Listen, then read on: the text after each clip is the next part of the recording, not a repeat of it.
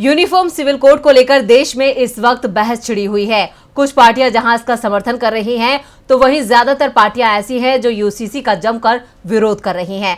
इस बीच राज्यसभा सांसद कपिल सिब्बल ने एक बार फिर पीएम मोदी पर निशाना साधते हुए यूसीसी पर सवाल पूछा है। देश में समान नागरिक संहिता को लेकर हलचल मची है। पीएम मोदी के यूसीसी पर दिए गए बयान के बाद विपक्षी पार्टियां भी हमलावर हैं।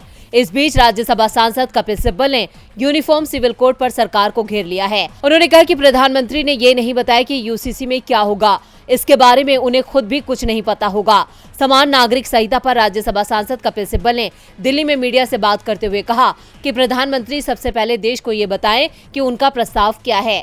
जब तक कोई प्रस्ताव सामने नहीं आता, तब तक बहस की शुरुआत कैसे होगी। सुप्रीम कोर्ट ने कहा कि यूसीसी लागू होना चाहिए, लेकिन ये नहीं कहा कि किन चीजों पर लागू होनी चाहिए और किस चीज पर लागू हो, ये प्रधानमंत्री बताएं।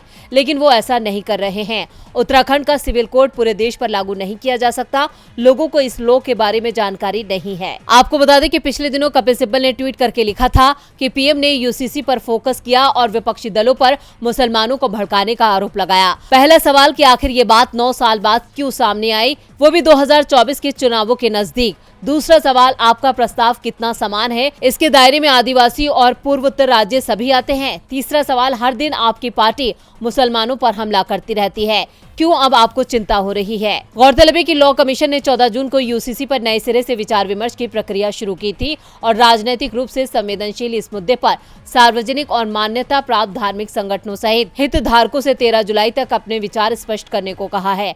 फिलहाल देश भर में समान नागरिक संहिता को लेकर नए सिरे से बहस शुरू हो गई है। डीबी लाइव की रिपोर्ट।